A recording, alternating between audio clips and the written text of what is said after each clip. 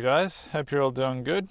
Thought I might do a video today on roof vents because after I did my last ventilation video on the fans that I have in the rear of the van, someone asked me about my roof vent. They wanted to see a more detailed video on that, so I figured I'd just make this video and talk about some of the advantages and stuff of having the roof vent and then talk you through my roof vent and how I installed it. If you haven't seen it already, that's my roof vent there. Most of you have probably already seen it. It's a Fiamma brand vent, and I think it's called a Turbo Vent or something like that. So yeah, I'll talk about that in a sec, but I thought I'd go through some of the advantages first of having a roof vent. And for me, it's been like totally worth it. A lot of people are scared to cut the hole in the roof, because it is kind of a big deal cutting a big square out of an otherwise waterproof roof. And I got to admit that did take a little while for me to get used to the idea, but I haven't regretted it since. As long as you do a good job and you take your time, it's totally worth it. But yeah, since having the roof vent, it's made things like cooking and sleeping just that much better. I can cook in the van now with all the doors and everything closed and no problem, so it's really good for stealth and that sort of stuff. I used to have to have my side door open to vent the fumes when I used to cook in here, but now I can actually close all the doors, put all the window panels on, so it looks stealth, crack the vent open. I don't have to have it open all the way so that I can keep it pretty low key, and and just vent the fumes, and it works perfectly. It's also good for if you want to keep the van cooler, especially in the heat. Everyone knows that heat rises, so if you want to vent the heat out, you can, even without the fan on, you can just leave the roof open and it gives the heat somewhere to go. It does definitely work a lot better if you have the fan on, but while you're sleeping, I mean, this fan's pretty loud. I don't have that running, but what it does in my system, the way that I've designed it with the rear vents, if you haven't seen those, I've got other videos on them, but the rear vents pull in fresh air from outside, and then I have this one open to allow the hot air to go out. So I get this cross breeze that runs all the way through the van from the back corners all the way to the front of the sort of the living section here, and then the hot air or the stale air or whatever can go out. And while I'm asleep, a lot of the time what I'll do is I'll run the fans at the rear because they're really quiet, and I'll have this vent open, and it just makes the air so much fresher, and if it's hot, it does keep the temperature down a lot.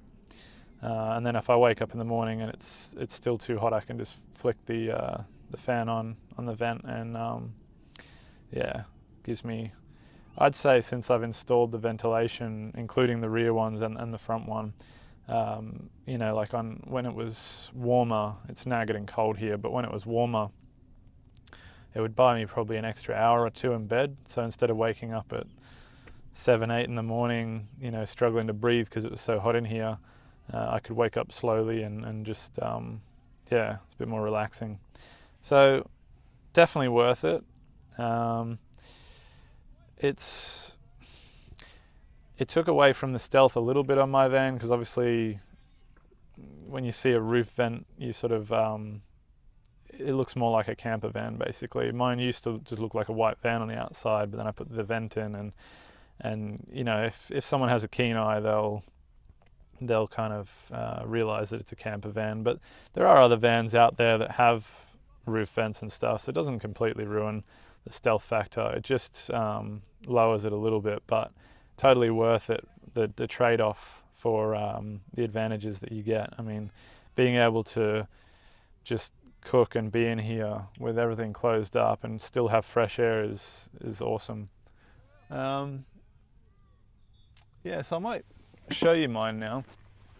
As I said before, it's a Fiamma Turbo Vent, and you can buy it with or without the fan. I bought mine with the fan, I definitely recommend that if you're going to. And also, if you get the model with the fan, this mesh here is metal rather than like fiberglass or plastic or whatever the other one comes in. So it's a little bit more expensive, but definitely worth it with the fan. This is how you open it. You just crank this one here, you turn that around, and it'll just open as much as you like. So on a nice day, you can open it all the way. It'll actually open up quite a bit further than that.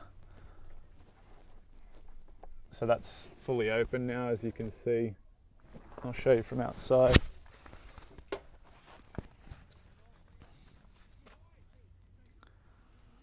So that's fully open, but generally I don't have it that far open, particularly if it's raining, because the water will come straight in. But at night when I'm trying to be stealth, or if it's raining, I'll just have it open about that much, so that you can see the lip hangs over and no water can get in, but you can still get the fresh air. And from the outside it doesn't look so obvious. So yeah, you can choose how far open you need it depending on what you're doing. It's got a rocker switch here, so you can switch it either way. You can switch it that way or that way. This way, depending on how you've wired it up, will draw the air out like an exhaust fan. And then the other way, once you let the fan stop, will push air in. I've also installed this here, which is a speed controller, so I can turn it up or down. So I don't know if you can hear that, but that's about medium speed, and that's all the way up. It's quite a powerful fan. It does move a lot of air when it's turned all the way up. That speed controller isn't standard though. That's just something I bought from an electronics store and installed myself, because normally it only comes with the one speed. So it's not quite what the Fantastic fan would be, but it was a lot cheaper. It was about half the price for me to get this vent rather than the Fantastic fan, because in Australia here the Fantastic fans are like so expensive. I mean, I was looking at them, they're about $500 for me to get one. So for anyone in the States, Fantastic fan might be the choice, but for here it was just a little bit too expensive. Plus, for this van size, this vent is actually perfect. The Fantastic fans are about 14 inches, I think, whereas this one is only 12. I think it's 12, 10, 12, something like that. So it's a little bit smaller. But yeah, it's been perfect for my my setup. So pretty happy with that. I'll show you how I've installed it as well. So as most of you will know, when you're installing a vent into a van roof, because the van doesn't have that typical insulation and that, like an RV would have a thicker roof to cut into, with a van you've just got one little layer of metal, and they generally, if you have a look here, they generally need a bit more space. So what I've done is I just made this out of just 4 pieces of timber, screwed them together and painted it black as like a spacer, and it turned out pretty good. It was quite neat, because this section in here, see from that line down to here, was too long, and it basically made the thing hang down, so I needed a spacer so that I could tighten it up against something. So I just used timber and it worked really well. As far as sealing the outside on the roof, another problem that you have with vans as opposed to RVs is that vans tend to have ribs on the roof, so the surface isn't even. So to tighten onto an uneven surface, you need something to fill in the spaces, and most people use these sort of, it's like rolls of, it looks like clay or putty, and that they put a few layers of that on there, and then as they tighten down onto it, it squashes and fills in the gaps.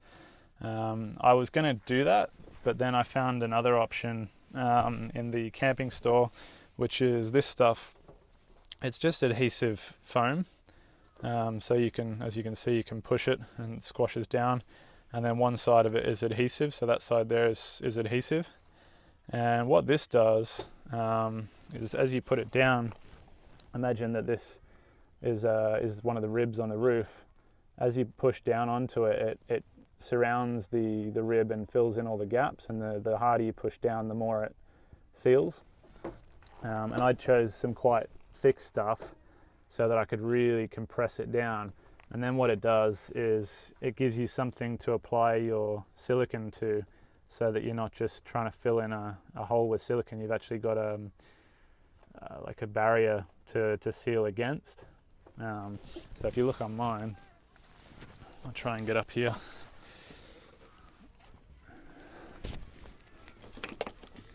If you look on mine, that little edge there is actually, it's got a layer of this foam underneath it. So there is a layer of foam in here, and it's as I've tightened down the vent, tightened that down, it's squashed the foam, and it gives you something to put silicone against. I've got some photos that I'll try and upload as well to illustrate the point a little bit better. But what I did is I sealed on the outside as well as the inside and on the top, so that it was all sandwiched in with silicone, and even if it got through the outside layer, there was silicone on the other side too, so on the inside of the vent. And then with this particular model, it actually tightens from the inside here. So as you tighten it up, it actually it screws into itself, rather than the Fantastic fans. I think you have to drill holes and screw it into the actual metal of the roof.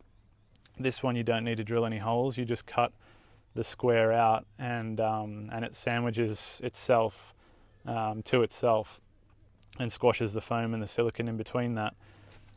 So it was quite a I don't know, it was a bit of a rush once I'd put the silicone on to come inside the van and tighten it up before anything dried or set. So, and it was a very hot day that day, so it was a hell of a job. But once it was done, and now it's perfect. It's sealed, and it works really well. And then you just wire it up and away you go. So really all you got to do is, mark where you want the hole to be cut the hole out, clean the edge, and obviously any bare metal that you've cut, you either paint or seal with something that's not going to rust, and you find something to fill in the gaps for the ribbing, something to give you a bit of a spacer, and yeah, put your vent in and screw it down, and silicone as you go, and just make sure you silicone as much as possible and do a good job, so that when it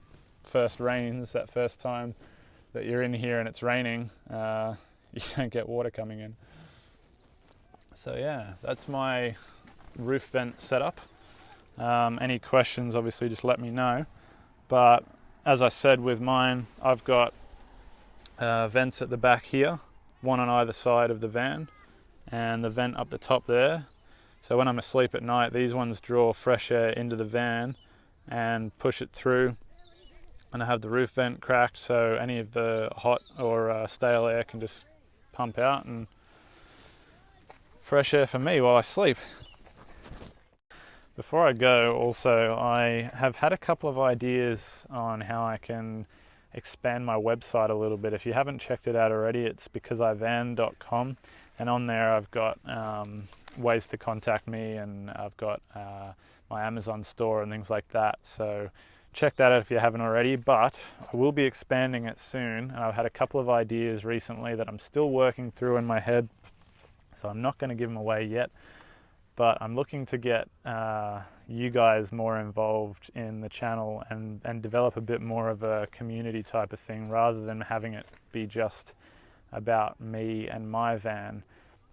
As much as I enjoy sharing my adventures and my van and stuff, I've come up with a couple of ways to get more people involved.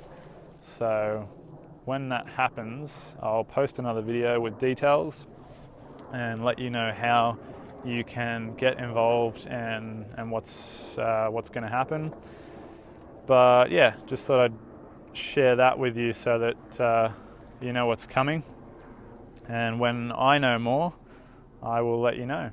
Other than that, I'll speak to you guys soon. Hey guys, I hope you liked the video. If you did, don't forget to give me a thumbs up and subscribe down below. And if you want any questions answered, just leave a comment and I'll see what I can do. Bye.